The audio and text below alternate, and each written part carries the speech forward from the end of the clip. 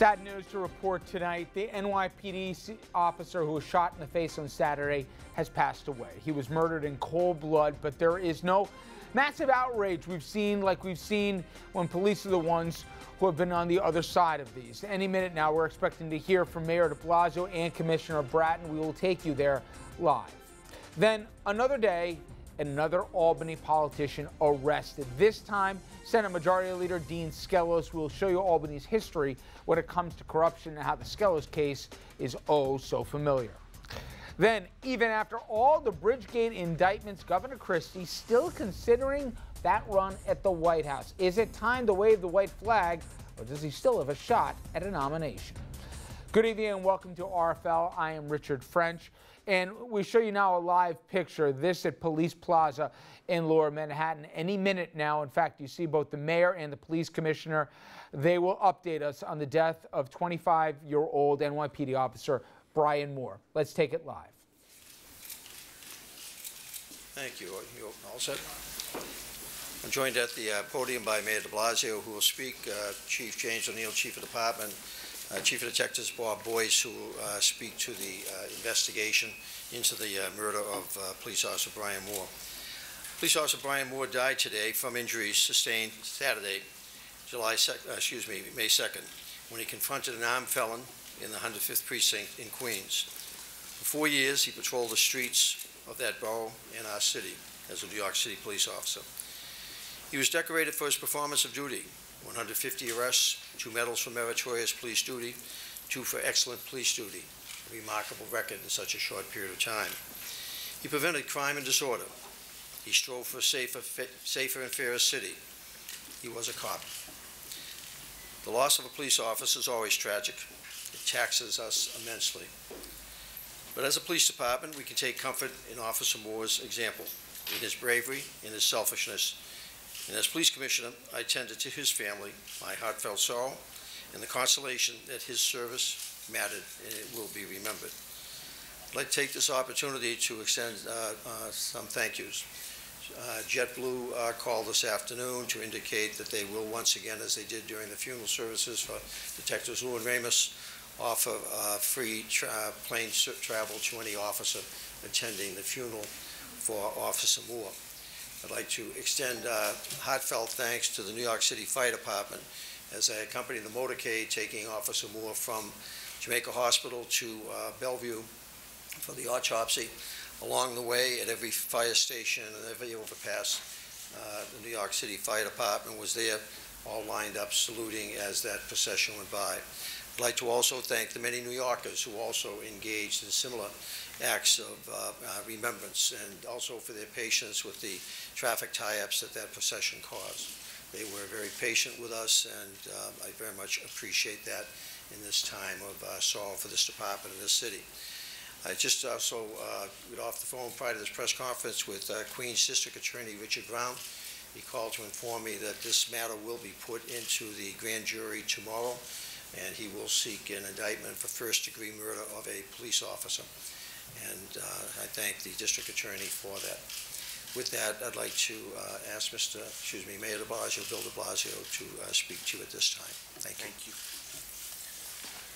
Thank you. Thank you, Commissioner. Well, our city is in mourning. Our hearts are heavy. We lost one of New York's finest, and that phrase needs to be fully understood in this moment. We lost one of the best amongst us. Young man who was called to do good for others, to serve others, who was willing to put his life on the line. That is not most people. That is one of the finest amongst us who will do that. Officer Brian Moore made the ultimate sacrifice, just 25 years of age, courageous young man, and his service record proves it. He did everything a good police officer was supposed to do, and he was awarded many times for both his valor and his professionalism.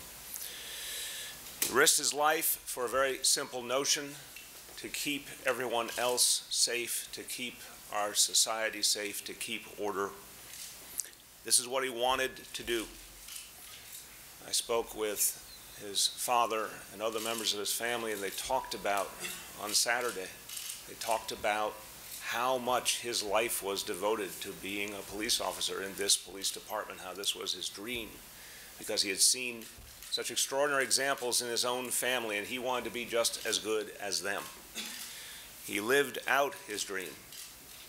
He emulated his father and his uncle, and he followed in their footsteps.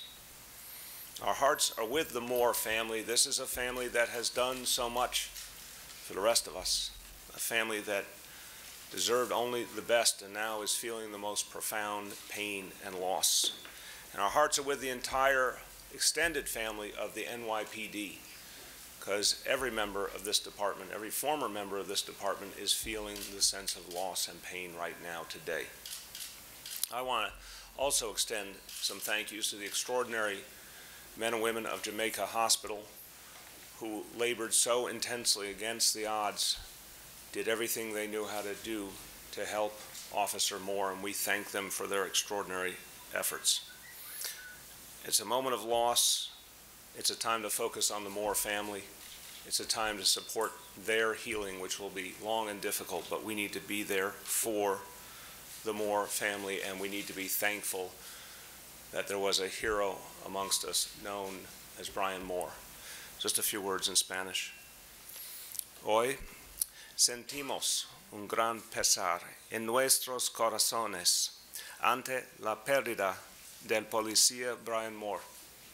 Brian prestó servicio con distinción y arriesgó su vida cada día por la seguridad de todos.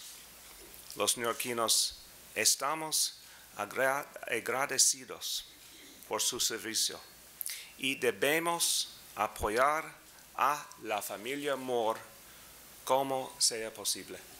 Thank you. Thank you, Mr. Mayor.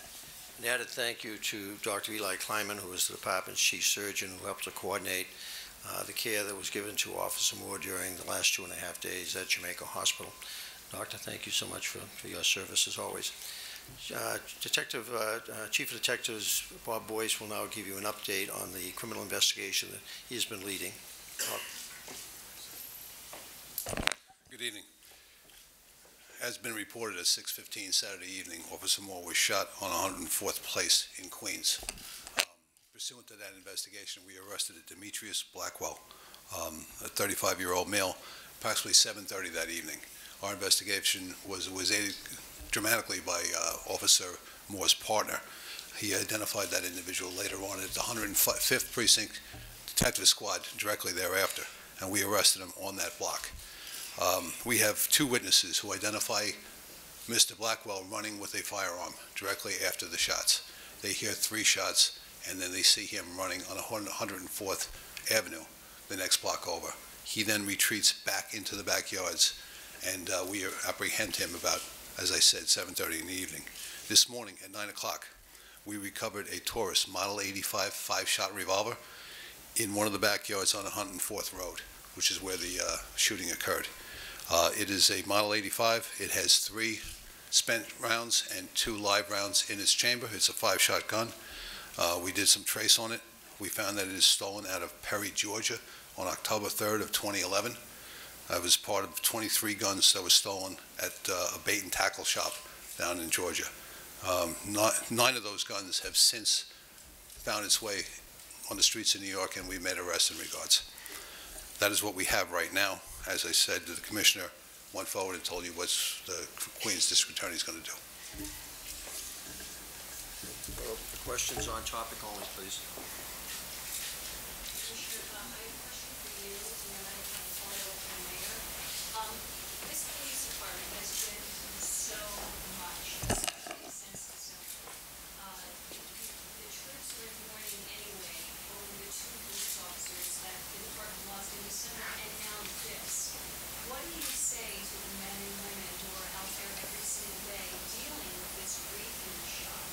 Thank you. Thank you for doing what they do in the midst of the grief and tragedy. In addition to the murder over the weekend, that we also lost 2 other officers who passed away. That in fact, the 105 precinct was at the funeral this morning for another officer from the 105 precinct, and then left there immediately to go to the hospital where it was announced that Officer Ward passed away. No, we say thank you, that policing is never easy, and at this time in America, it's even more difficult. And their sacrifices and their hard work and dedication, we should also all be very, very thankful that we have so many men and women who are willing to, in the midst of the adversity that they face every day, the dangers that they face, clearly as evidenced by the events of Saturday night, go forth onto the streets and byways of this city and around the country and do great work. Over the weekend, in a conversation, I've been doing this now for almost 50 years, and it never gets easier, but there was a comment made, and I've heard this at every police death in those 50 years, 40 years, that why is it always the good ones? Well, maybe the reasons it's always the good ones is because there are so many good ones, that we pay a lot of attention and focus on the bad, and there are those, but they are the few. But thankfully, the vast majority are the good ones. So that's why that comment, when it's made at every police death, is usually about a good guy, because they are good guys and good guys and girls, good men and women.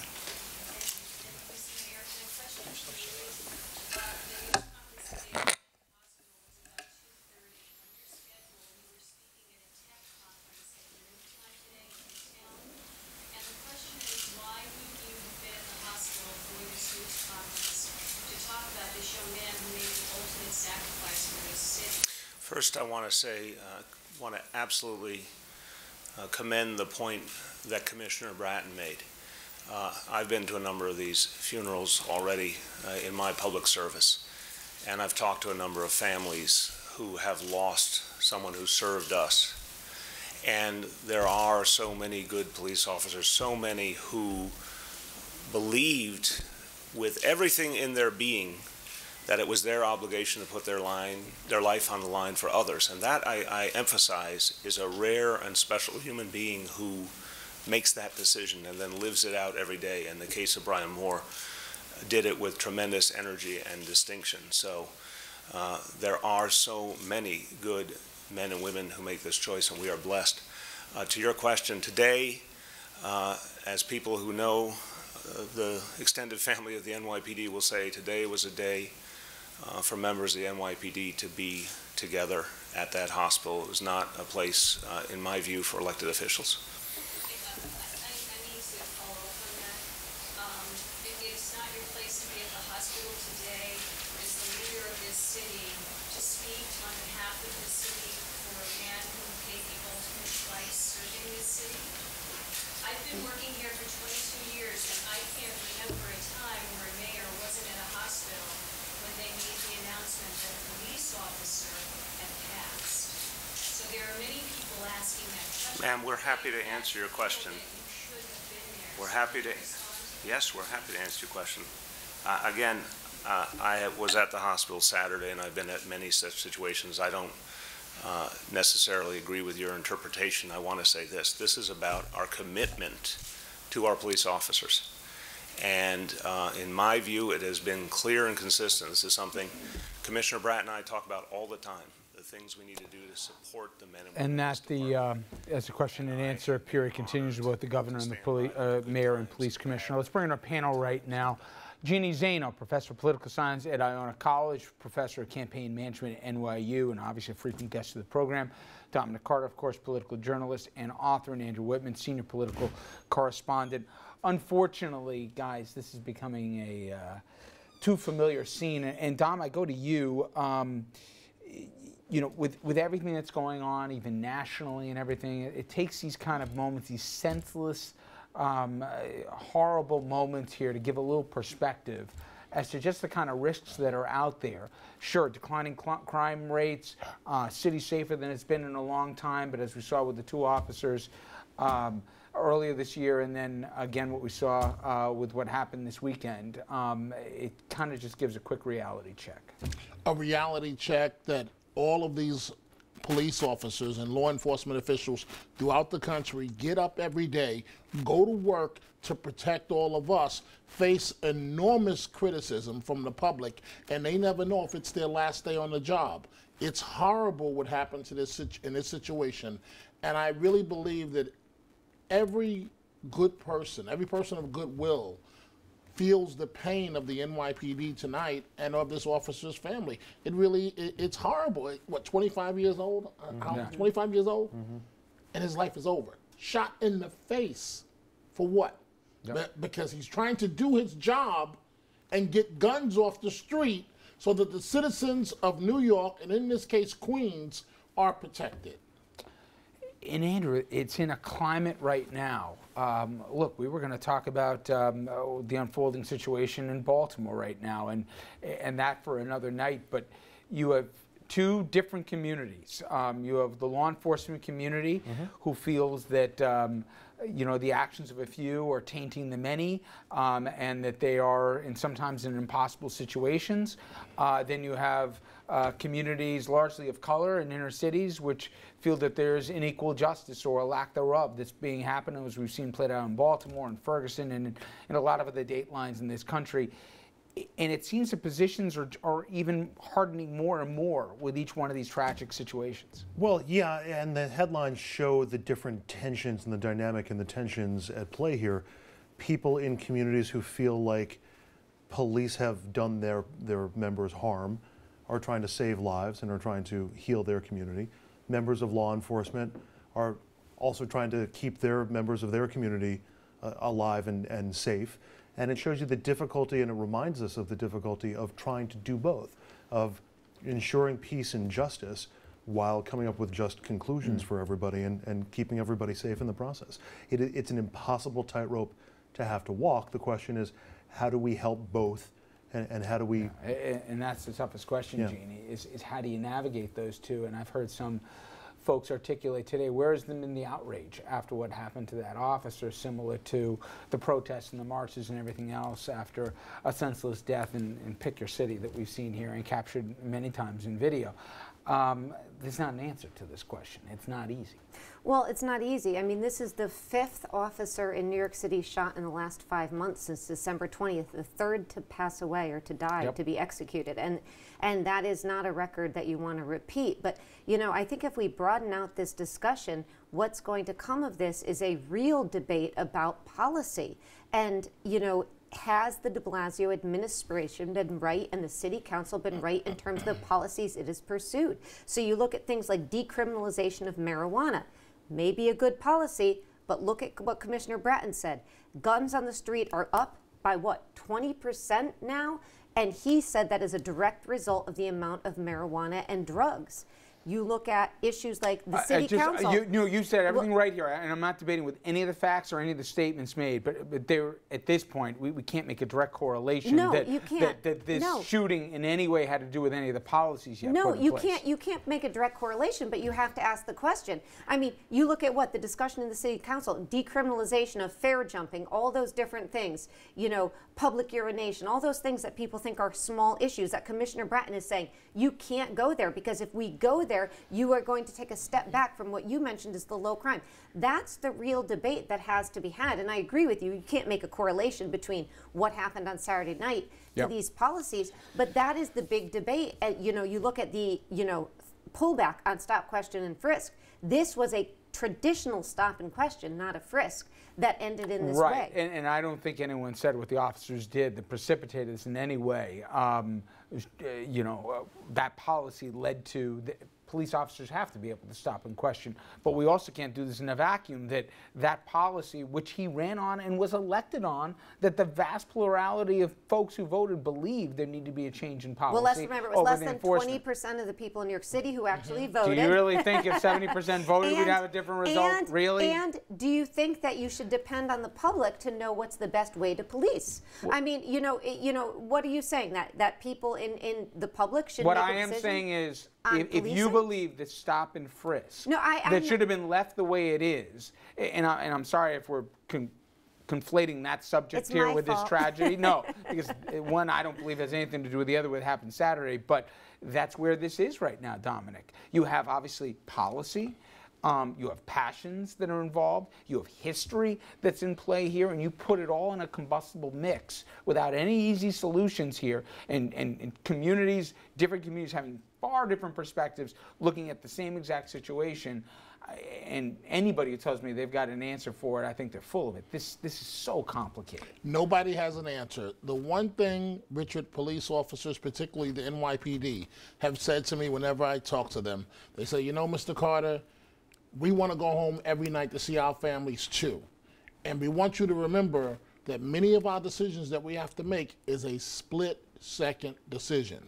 This officer, whose funeral the city will be having in the next couple of days, split-second decision where he didn't even have a chance to defend himself. Yep.